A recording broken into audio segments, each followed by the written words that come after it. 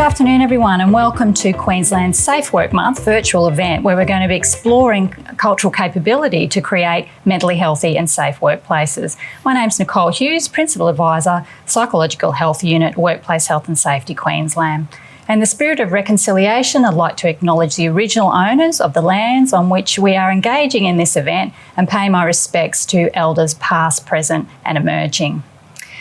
Firstly, we're going to have a look at the integrated model for creating mentally healthy and safe workplaces. So this is a four-part model where we look at promote, prevent, intervene early and support recovery.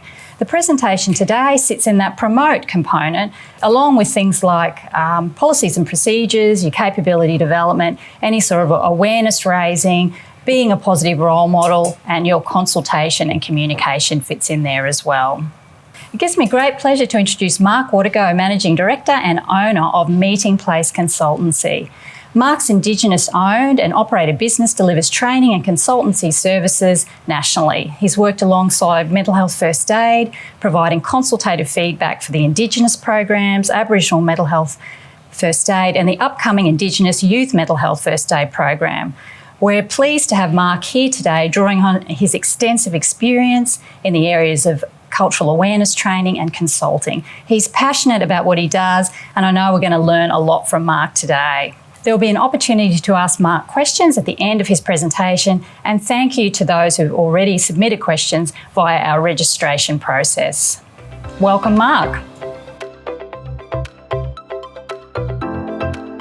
Thanks, Nicole. I'd like to thank both you and Lauren for the opportunity today to come and speak about cultural capability in the workplace. As you mentioned, this is my company, Meeting Place Consultancy, and today we're going to be broaching some of those subjects around cultural capability, around mental health in the workplace, and keeping safe and how we keep ourselves strong within the workplace and how to provide that culturally safe space for Aboriginal and Torres Strait Islander people. But before I go any further, I just want to acknowledge the traditional custodians of the land on which we meet today and pay tribute to elders past, present and emerging. And the traditional owners here are the Turrbal people. Before I go on, I'd just like to share some of the things and experience that I've had and the opportunities that I've had to work in my own community. I've worked in areas such as health and aged care, along with youth programs, working for my community. And I've also studied my diploma in community services. That's what I've applied my trade in, the community services. I'm also a qualified TAE trainer, and at the moment I'm delivering the Cert 3 in community services, along with delivering mental health first aid training right across the country. I'm currently contracted to NISA to deliver that mental health training. They also have a remote schools attendancy strategy that I deliver to training to schools across the country. And as I said before, this is my company, Meeting Place Consultancy. So today, the things that we want to cover, we want to talk about some culture. We want to talk about what cultural capability looks like. I want to talk a little bit on reconciliation action plans and the importance they play in an organisation. We want to look at cultural communication. And then to finish off, we want to talk about some mental health and social and emotional well-being. So in terms of culture, what is culture? That's the question, is what is it? And I've just put together a little explanation here. Culture is formed in us by our influences, our surroundings and environment that shapes our beliefs, values, perceptions, and our identity. It's the things we've learnt and we've been taught directly and indirectly by family, friends, peers, and others within our sphere. There's 3 points that I'd like to address in terms of cultural engagement, which I find, which I would believe are very important. Cultural sensitivity. You know, this is very important. It's the ability to recognise differences and understand that these differences are very important to that person. Cultural humility. This is something that's important too, is that when we're engaging with other cultures, It's to put ourselves in the seat of humility as the learner and to understand the person's story and experiences. It's theirs. And so if we are truly interested in engaging, then the whole point is about putting yourself in that learner position. And cultural safety. So when we talk about safety, we have to think about, for Indigenous peoples, the consideration of the historical context and also the social context. We want to think about things that there might be words, there could be trigger words that may be harmful to Aboriginal and Torres Strait Islander people that we may use that we're uncertain of. And so we want to address some of those things, and we'll talk to that a little bit later in the next couple of slides. We talk about cultural capability, but what does that look like?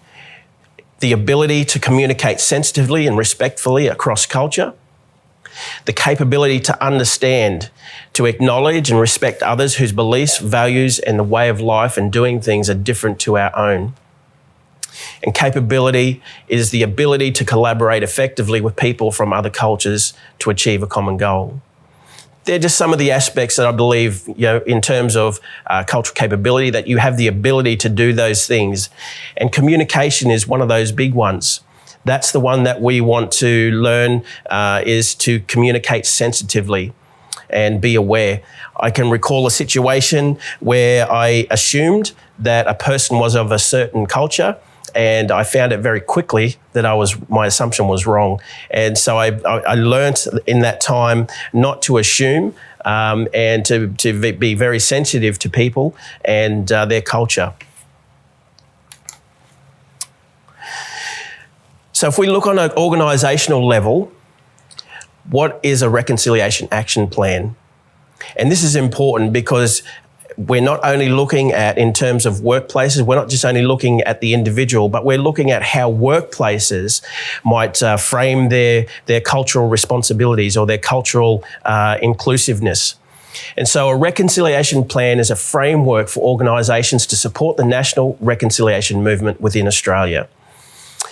It's an organisation's commitment to reconciliation and developing relationships within Aboriginal and Torres Strait Islander communities and stakeholders.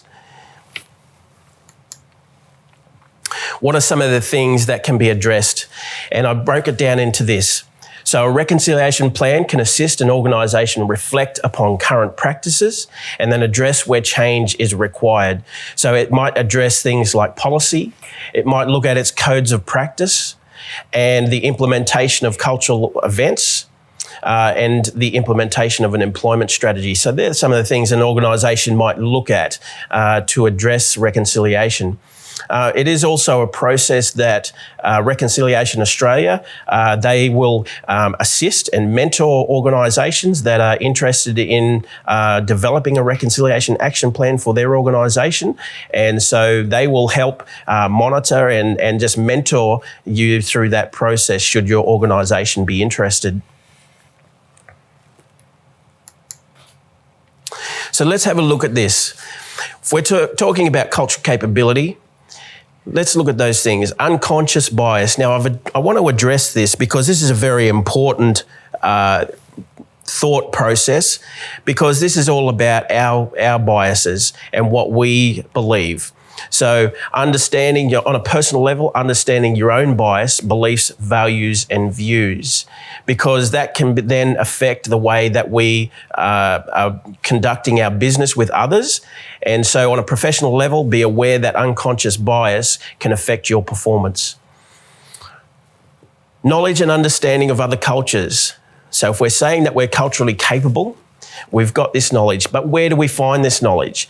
So interacting with your local cultural centre, researching on the internet. There is so much information now in this day and age of nations across this country. If you can't find anything, well, then you're not looking hard enough, because there is plenty of information, and to be able to educate yourself, but also connecting with locals within your region and within your area. Again, if you look hard enough, you will will find that there are cultural sites of significance. There's cultural places. There are a lot of cultural businesses now that are popping up around the country. And so we can go in and we can ask questions and seek out your local people and who they are and what their strategies or what their culture is for that area. So in terms of professional in knowledge and understanding, an organisation might do its cultural capability training and train its staff. It may well engage cultural experts to come on board and discuss cultural competence. Developed communication. I believe communication is one of your biggest areas that we need to work on when we talk about cultural capability, because the words that we use, the language that we use, and it's important to know that in terms of English, now English for the communities that I travel to across the nation, in some cases, English is their fourth and fifth language. It's not their first language.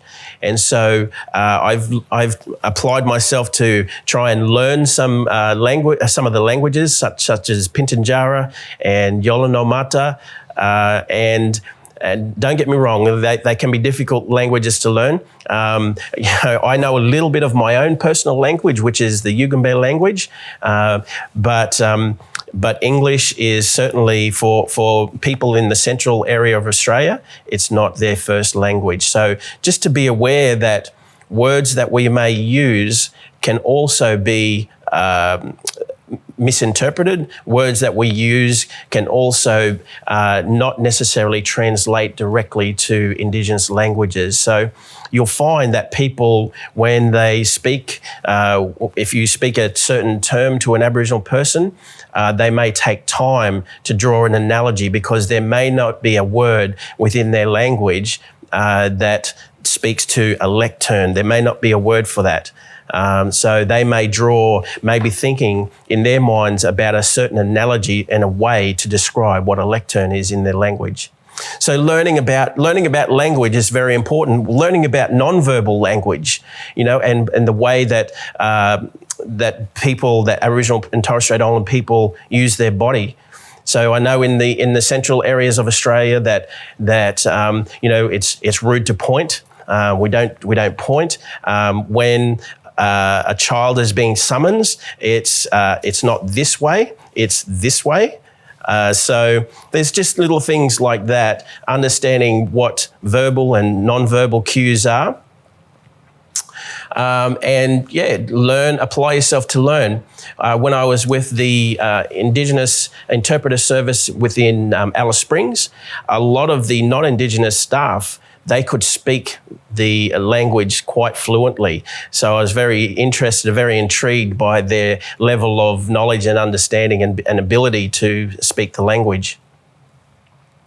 So, on an organisational level, so if we talk about promoting culture through posters and paraphernalia and things within the office, that's another thing that can help on a professional level, on an organisational level. And then when we come back to our attitude, our own personal attitude and how that is towards others and towards other cultures, being open and having the opportunity to show that you're open to learning new things and open to understanding from another person's point of view. And then lastly, in the organisation, it might be around developing policies that are inclusive, that accept and strengthen diversity in the workplace. So there's a whole group of things there. And again, what goes back to our reconciliation action plan within an organisation on how they would address cultural inclusiveness and embrace diversity within their workforce.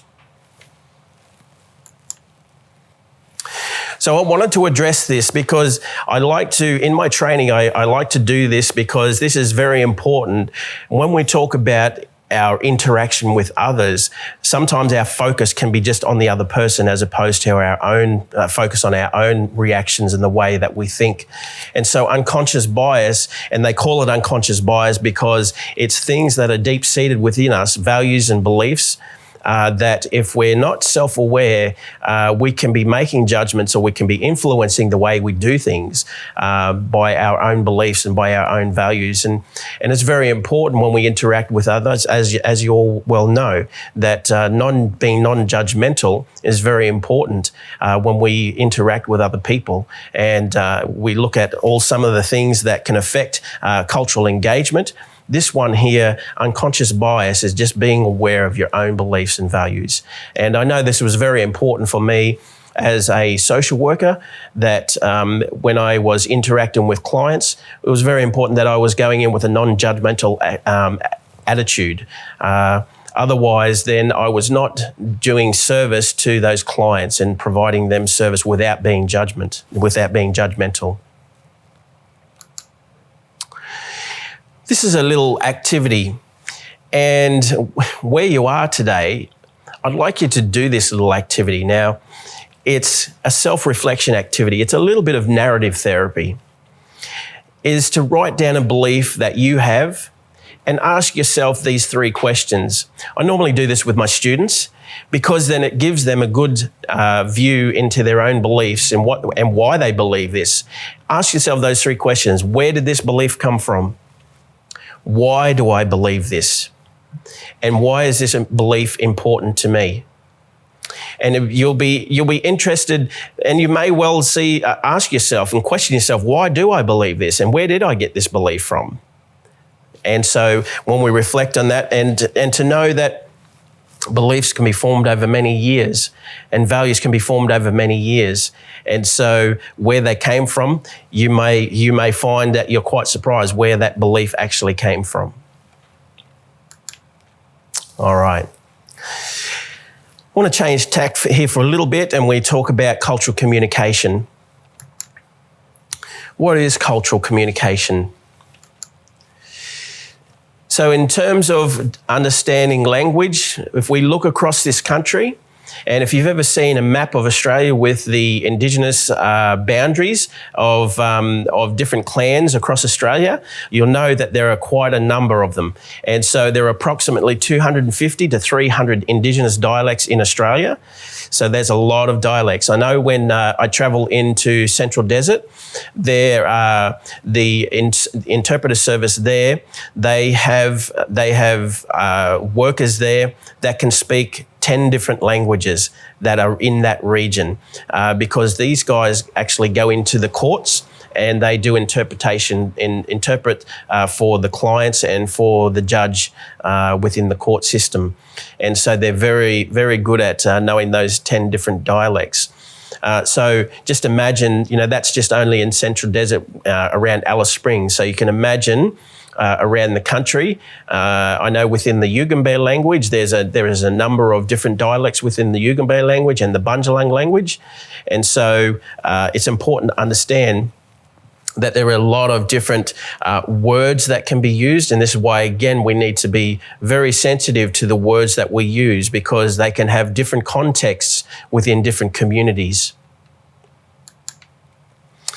Again, English language doesn't translate directly to Aboriginal and Torres Strait Islander language. So just remember that when you're speaking a word, it may not necessarily be translating straight across. Indigenous language is in the concrete form. I noticed this when I went to Central Desert, that it is very concrete form thinking. It's not in the abstract. And so when we think of things like a sentence like, the kangaroo was eating the grass, the concrete part of that is kangaroo, grass, eating. And that may be the order in which they speak it because they're talking about the concrete, the things that they're absolute that they can see. And the abstract part is the eating part. And so just be aware that can be the form of thinking. The picture in our mind may not be the picture in someone else's mind. This is important. We might think the big truck, and we might see the big truck like this, but another person's big truck might be like this. So just to be aware that the pictures in our mind may be totally different to the person or to the person's and what they're thinking. And for Aboriginal and Torres Strait Islander people, the thought process is in the here and the now in chronological order. So if you think about traditional cultural people, the main concern was the day. So if you think about survival and living in the bush, the only thing that was of concern was today and getting food and getting source and looking after your family for that day. Tomorrow would take care of itself. There are other cultures around the world. If you listen to, I believe it's the Muslim culture, and part of their goodbye is inshallah, which means if God wills, meaning that they live in today, not tomorrow. If God wills it, they will do that tomorrow. And so same for Aboriginal and Torres Strait Islander people, it's very much about the here and the now and staying in the present moment. All right, let's look at some barriers to effective cultural communication, because this is important. This can be the reason that a person will engage and the reason why they won't engage. Let's look at some of those things. Assumption, racism, discrimination, minimising, unconscious bias, stereotyping. So these are just a few things. I've just highlighted those ones because they can, and in my time as a social worker, I saw how those things began to put up barriers to people communicating and engaging with me. When I made assumption about something, or if I was making a judgment on something based on my own views or my own beliefs, it caused the person to close up and be defensive. And so it's very important when we're engaging with people that we are aware of these things, and as we may not be aware that we're doing some of those things. So if we're looking at the barriers, but we want to look at the effective process, understanding, awareness of self and others. So we talk about the awareness of others, but our own self. Are we ready to engage with people at this time? And that's important. During my mental health training, I often speak about there is a process that we have for mental health first aid, and it is all about assessing, and it's assessing for danger and assessing also, and I also make a highlight to the participants to be aware of their own self and aware of their own health at that time and their own mental health, because if they're uneasy in any way, if they are going to assist somebody in a mental health situation, then they're not well themselves, then sometimes it's not always good to engage and maybe get someone else to engage to help. So, and the same in this cultural communication. Being aware of our value system and being aware of our state of mind when we're engaging. Being respectful, acceptance, an open attitude, non-judgmental. And we all know, look, these are basics of 101s of communication, I know. However, they can either be the reason that you effectively engage with people, or they can be the reason that people will have their defenses up. And so we want to have that non-judgmental attitude and to be able to engage effectively with people. And empathy. Empathy is so important. Being inclusive, having that empathy and understanding, placing ourselves in people's shoes and knowing that, well, they've come from a different culture. They've had a different journey and story. They've had different challenges in their life. And so, imagine what that is like for another person. How are they, how would I feel if I was in that position? And how would I react if I was in that position? So we want to avoid those things. We want to avoid the stereotyping. We want to try, instead of stereotyping, try seeking out information on the person's culture and where they're from. Get some information. Go, ask some questions. Seek people out where you might be able to find some information. Trigger words. I just wanted to highlight this too as well. Trigger words are very important because they can be words that we assume are helping words, or they might imply assistance. And I'll bring this to your attention. There's one word that I know in Northern Territory that is a trigger word that implies, and we would imply that it is helping people, and it's intervention. Now, when I used that word when I was training, and all the aunties basically looked at me and they glared at me and informed me that I don't use that word here in that community. And so, and they said that word implied to them, intervention implied to them that it was the removal of children and removal of their families. Another word that my wife used in Toowoomba, she used the word mission statement. And the word mission, the aunties said to her, please do not use that word because it reminds us of the missionaries and where they came and removed our families. And so these words, but in English language, mission statement is, that's a vision of where we're going. We're going to do this. We're going to do this, and this is how we're going to write it out, and this is how we're going to plan it out. But for our people, these words were trigger words.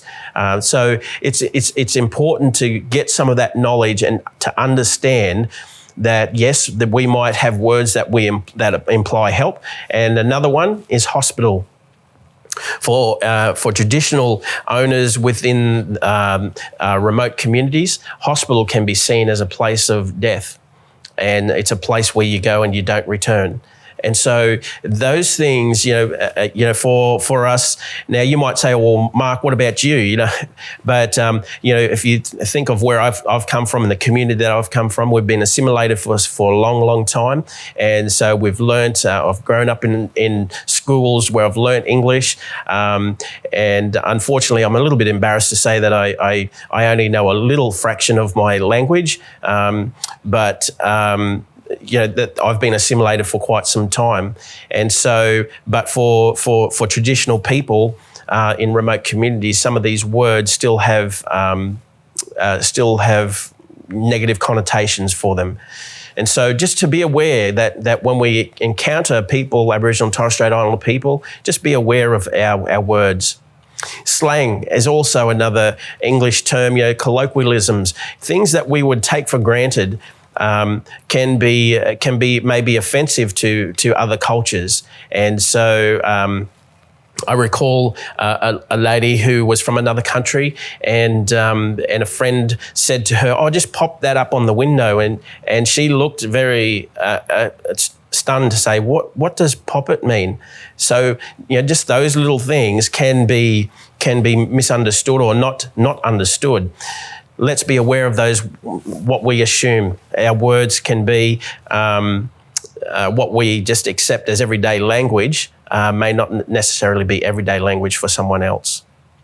Assumption, I think we all understand assumption.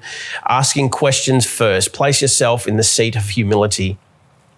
It's one thing I've learnt, and I know that for Canadian people, it's very offensive if you address them as being American. And so I've learnt, my question now to them is, I'm a little bit uncertain about your accent. What is your accent?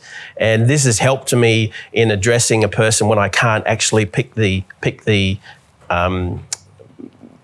accent. So in terms of assumption, I think we're all aware that, look, these are, again, this is a 101 in communication. It's not something that we're very well aware of, is asking questions first and place yourself in the seat of humility. And I think we all know about assumption. All right, let's take a look at social and emotional well-being, because this is important. This is the way that Aboriginal and Torres Strait Islander people will address mental health, is our social and emotional well-being. Because if that's in place, then everything else transcends from that. And so we'll look at a few things that keep us strong. First of all, let's look at our own window of tolerance. And this is a term within mental health And if you have a look, I've drawn a little window there with a straight line through the middle. But then there's all these lines, that are little squiggly lines that go up, above, and go down. And I've had it described to me from a psychologist who says that we're on a spectrum, and our emotional state can be a little bit up and down at times. And however, when we have highs, as you see the high tips, and then we have some lows, and we might have some low lows. But usually we'll come back into that center line, and we'll normally around that even keel. And then if we're operating outside of our window of tolerance, we have our strategies, we have our ways that will help us bring us back to an even keel, back towards that center line. And so that window of tolerance is just helping us to understand. Yeah, we do have moments of highs. We have exciting times, or we do have moments of sadness or being down. And so what do we use? What are the strategies that we use to keep us humming along around that center line and keeping us, our social and emotional well-being well? So if we talk about, and I talk a lot about this in terms of Aboriginal and Torres Strait Islander people, because this can then highlight maybe some of the things that when we talk about trigger words and we talk about those things, what trauma can affect. It's important to know the effects of trauma. And that's regardless of whether you're Aboriginal, South Sea Island, Torres Strait Islander, non-Indigenous, whatever. Trauma affects everybody, and it affects people in different ways. And just a few of the ways that we can talk about trauma, because this all translates to our performance too as well. We're going to look at some of the mental illnesses that may affect people as a result of trauma, and how that may affect at work, because then that will translate to the workplace, and noticing just certain things that a way a person may act or interact. And if we understand a person's journey, and if we see that there is trauma, then that will help us to understand when we're engaging with people. So in terms of trauma for Aboriginal and Torres Strait Islander peoples has been experienced in many different ways. And we'll talk a little bit about that. Trauma can affect many generations. And haven't we seen that? We've seen that with our soldiers that have been overseas and have seen horrific things, and they've come back with post-traumatic stress disorder. So trauma can affect many generations. We've seen it with Aboriginal and Torres Strait Islander people in terms of stolen generation. Trauma can result in mental health issues. So trauma can result in delayed reactions to the traumatic event. So we've seen how detrimental trauma can be. Traumatic events, and what may they have been for Aboriginal and Torres Strait Islander people. Stolen generation, the forced removal of children. That has had traumatic effects upon females and our males within our communities. The loss of kinship, family members relocated to missions. Indigenous deaths in custody. So when we talk about some of these things, we have to understand that Aboriginal and Torres Strait Islander people are very family orientated, and the kinship structure within Aboriginal and Torres Strait Islander communities, these deaths in custody can affect fathers and mothers. If you know anything about kinship, and that all the aunties and uncles of the children are considered as fathers and mothers. So those children are as their own. And so when we have these deaths, or when we have these removals, we affect a whole kinship structure. So it's not just the immediate mum and dad that is affected, or the immediate child that is affected. It is a whole kinship structure that is affected. And so these things can be quite traumatic. Racism and discrimination, loss of culture and language, the dispossession from land and culture. So all these things have been traumatic for our people. Common mental illnesses. So when we look at some common mental illnesses, let's look at those. 14% anxiety, 6% mood disorders, 5% alcohol and drugs. So these things are considered in terms of, I've got these statistics from Mental Health First Aid Australia, and I'll reference that down the bottom. And in any 1 or 2 year, in any 1 year, 2 in 10 Australians aged between 16 and 85 will experience a common mental illness. Now, that's right across the board. That's not an Indigenous statistic. That is right across the board. So that's 2 in 10 Australians. So that's a fifth of our population. So what are we? Something like 25 million people. So that would be 5 million people that are going to experience a common mental illness. That's a lot of people. And so these statistics are from Mental Health First Aid Australia.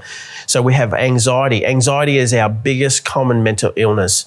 And so 2 in 10 people. So if you're in a room of 20 people, there's 4 people that are going to suffer from that anxiety disorder or that mood disorder or the alcohol and drugs. And in terms of Mental Health First Aid Australia, it is now recognised that alcohol and drugs can be a mental health illness. Anxiety, and I wanted to address these. These are, I feel, are important because when we look at that statistic, that's a lot of people, and the anxiety can translate to our work performance, and especially for Aboriginal and Torres Strait Islander people, if they've experienced any form of trauma and experiencing symptoms of anxiety.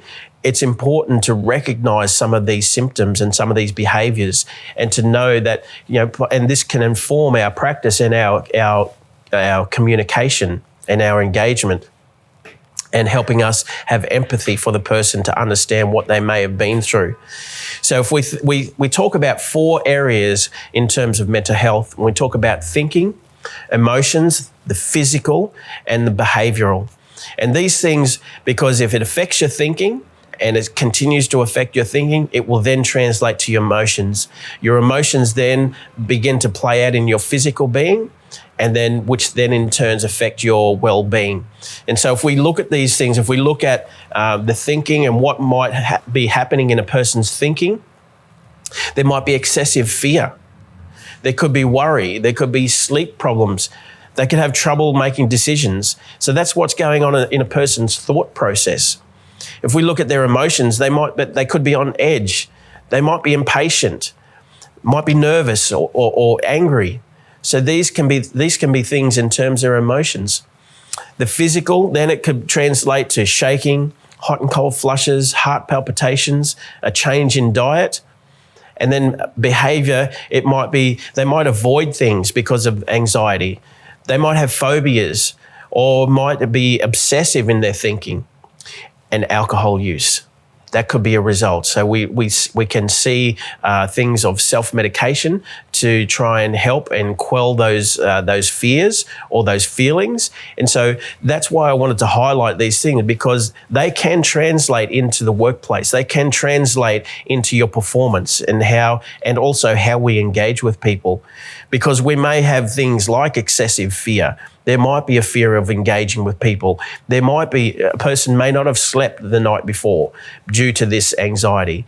And so if they're tired and they're coming to work, they're tired, their physical being might not be as sharp as what they normally would be.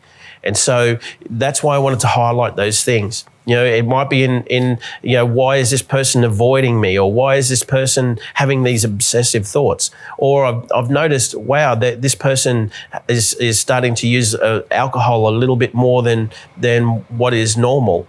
And so some of these things, again, like I said, they can impact on our performance at work and our engagement at work. We talked about other mood disorders and depression, because again, this one here also can affect our performance.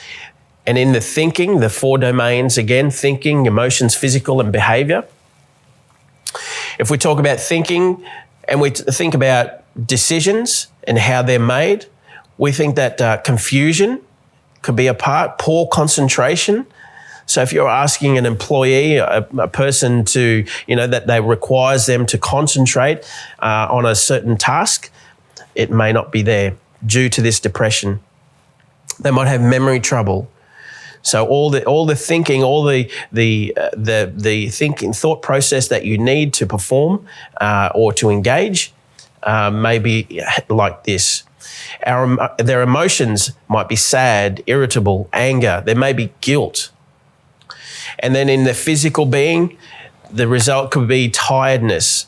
There might be weight issues, no energy, not sleeping again.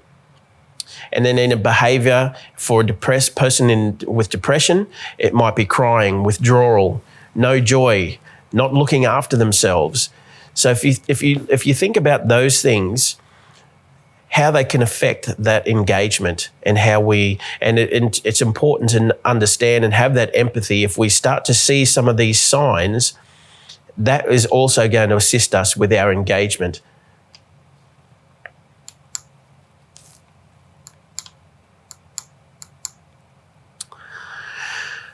And I've added this in here, what does strong social and emotional well-being look like for Aboriginal and Torres Strait Islander people? And so these are some of the things that I've just highlighted and that I've noticed as in my travels and traveling around the country. Relationships, kinship structures, so important. I know those families, they're so important. And so partners, friends, relatives, social connections, your teammates, work colleagues, culture, community, art, dance and music. I've been to some of the best artists in this country. They're absolutely amazing. And up in Ramingining, up in Northern Territory, there are some absolute genius artists who paint the most beautiful artworks that I've seen in my life. Dance, music, our hobbies, sport. Sport is another important one for Aboriginal and Torres Strait Islander people. Rugby league, I know for on the east coast of Australia and in Queensland and New South Wales, rugby league is a massive part of our culture and bringing our people together. We have the Koori knockout and the Murray knockout in Queensland and the Koori knockout in New South Wales, and that's where just masses of our people from our communities go and play sport, and that's one of the things that keeps us socially and emotionally well. Exercise, meditation. Now in Northern Territory, it's called Didiri. Meditation, Didiri, is that deep learning and that deep thinking. And one of the aunties, she goes around the country teaching our people about Didiri and about that deep meditation and that deep thought process and how that affects our well-being and how that keeps us connected to country. Relaxation, social gatherings. And there's one thing that draws our people together, and that's social gatherings where food is a big part of that. And in cultural terms, so back at traditional times, food sources were very important. And so on the east coast of Australia, right from down to Victoria, all the way up to central Queensland, there was a season where there was enough fish in the ocean, and it was sea mullet season. And the people from the inland countries would come down to the coastline, and they would seek out permission and just while we're on that note, the importance of the welcome to country. Now, this morning I did an acknowledgement to country because this is not my country here, so I can do an acknowledgement. But when I'm on my traditional lands, I can perform the welcome. And the part of the welcome was, in terms of these social gatherings, was that there was one of the tribal men who would go to another tribe, and he would be sent by the elders, and he would seek out permission seek out permission from this other tribe to enter their territory, because they wanted to trade. And so the sea mullet season was a very important season. And people from the inland would come to the coastline because there was enough sea mullet and fish during that season to feed a lot of people. And so down in, if you know the border of New South Wales and Queensland, right on the ocean, there is a little place called Kira.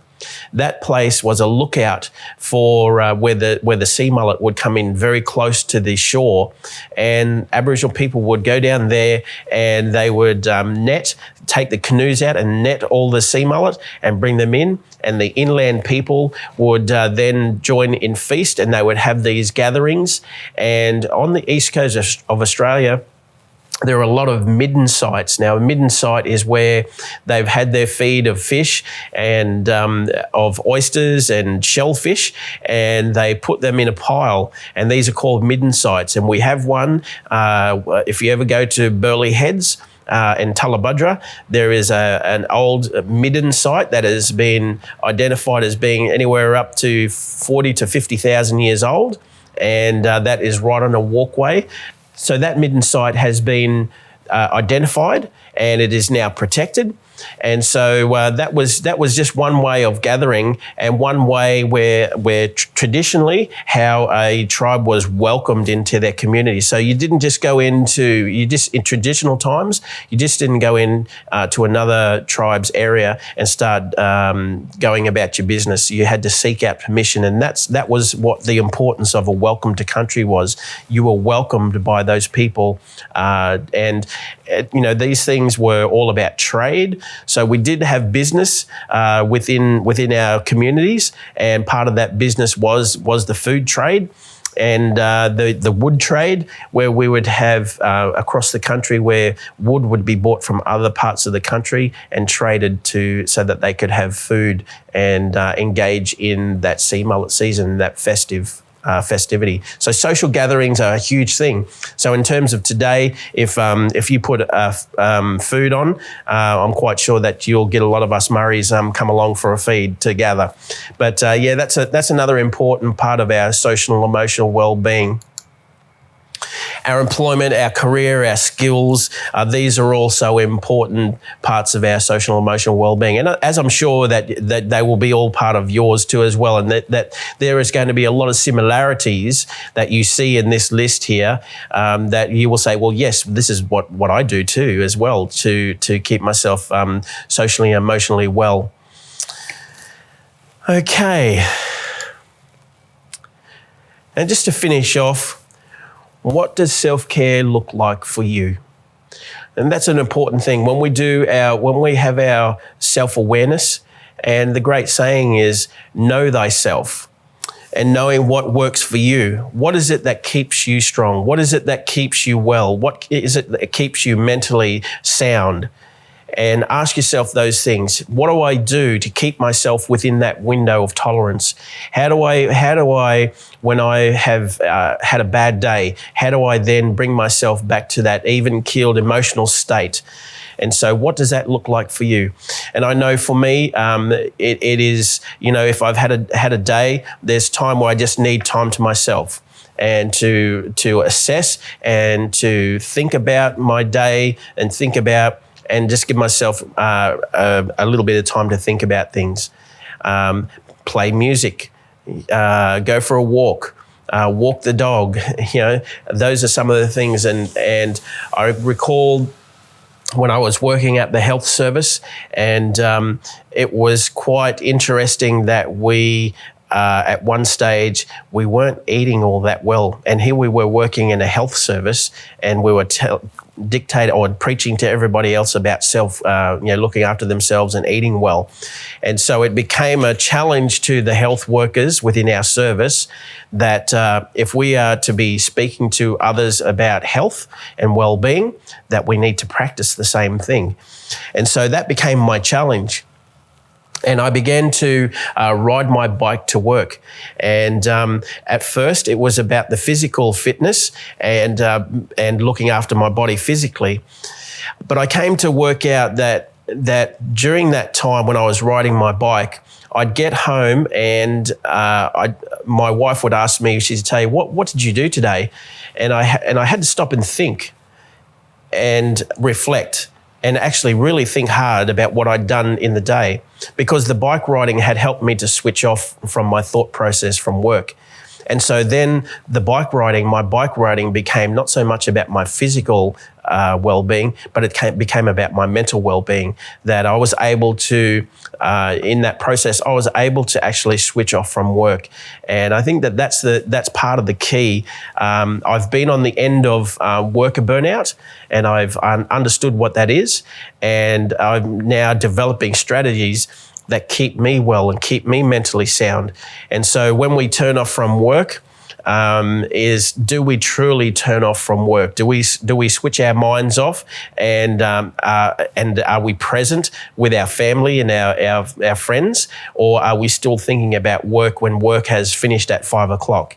So that's the question, is what does that self-care look like for you? I know that was what it looked like for me to begin with, and I'm still developing those strategies, but what does that look like for you? And maybe you can ask yourself those things.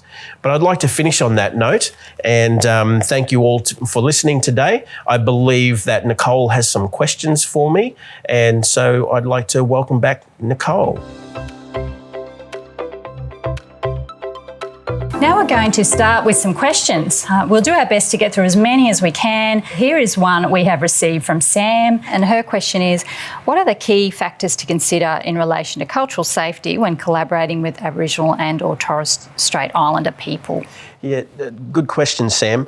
Look, the key factor here is doing your research and, finding out some information about the people that you're actually working with. I think that's a key strategy for you, is knowing the community that you're working with. If there's some key person, and usually those key people are elders. If you can find an elder where you can find some information first, that's always a good step. And then also, communication, and we spoke about communication in the presentation. That's a key move for you in terms of your engagement, because as we spoke about, understanding words and what they mean, and that you may be using words that imply help, but for Aboriginal and Torres Strait Islander people, they may not necessarily mean that. So just do your homework first. And find people within that community and that region that you're working in, and go from there. Thanks, Mark. Now the next question is from Christina. Is there an organisation that has implemented a successful system in place that fosters an inclusive and safe environment for Aboriginal and Torres Strait Islander people? If so, can you speak of the organisation and this model? Thanks, Christina. Thank you for your question. Look, unfortunately, I can't name names. However, what I would encourage you to do is there's an organisation called Reconciliation Australia. Now, they develop reconciliation action plans for organisations that want to show their inclusiveness, show that they're a diverse workplace and organisation. And so they will often go to Reconciliation Australia, and that they will mentor an organisation in terms of their Indigenous processes that they want to embed into their organisation. And so I would encourage you, Christina, to go to their website, and there you'll see a lot of great examples of reconciliation action plans that have been put in place in those organisations. And look, yes, there are a lot of organisations around the country. I can assure you that there are, and you'll find them at that website. So thank you for your question.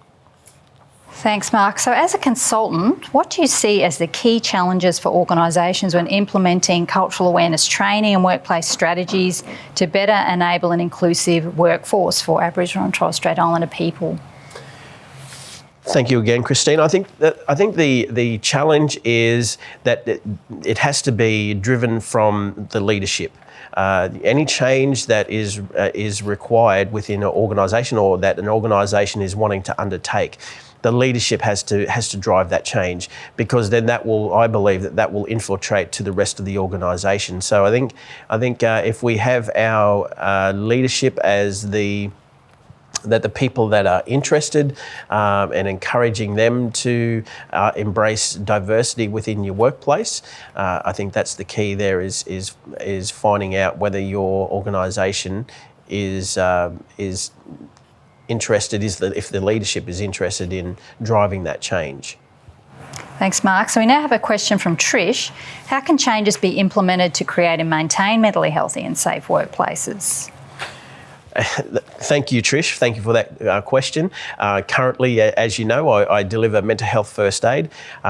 This has been, for me, education is the way forward.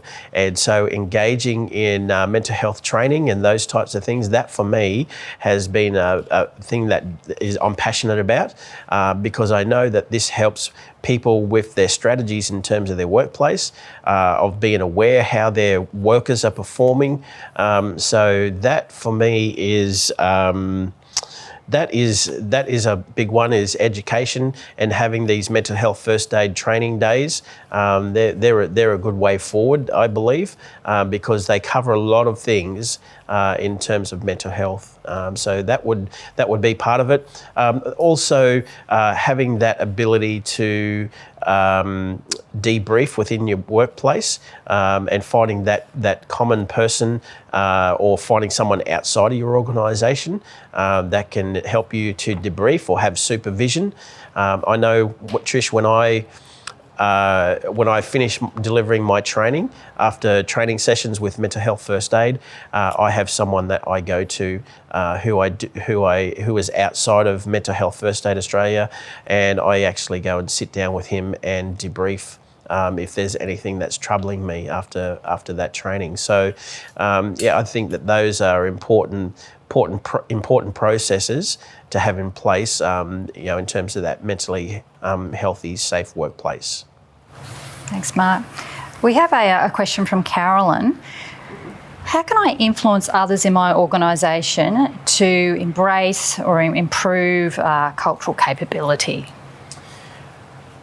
I believe that part of it is that, again, I think we go back to this leadership process and that if the leadership can drive that, because then that highlights your organisation's interest in inclusivity and also about diversity within the workplace. And so if our leadership is on board and we can get cultural capability training within the organisation, and that opens up the doorway not just only for Aboriginal and Torres Strait Islander people, but that's for cultural people right across the board.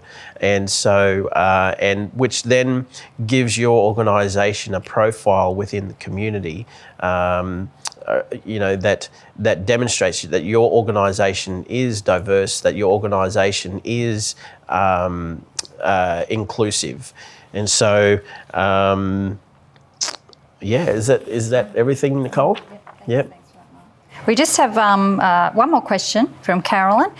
What are some of the aspirational goals you have for organisations as they move to becoming more culturally sensitive to the needs of First Australians' mental health? Yeah, look, and again, I'll go back to my mental health training. That's one area that I would really like to push forward is to be trained in this mental health first aid, because it addresses some of the issues that affect Aboriginal and Torres Strait Islander people, and so therefore that can then inform your practice and your strategies in terms of engaging with Aboriginal and Torres Strait Islander people.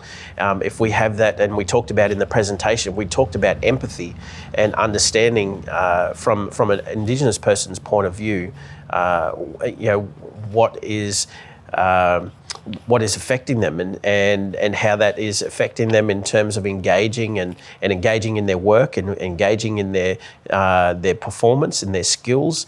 I think that's so important. So my aspiration is wanting to educate more people in this mental health space, because I believe it's becoming more and more recognised now across the world, not just only within Australia but around the world. More people now, more than ever, now acknowledging mental health, and I think the case is that the stigma is now being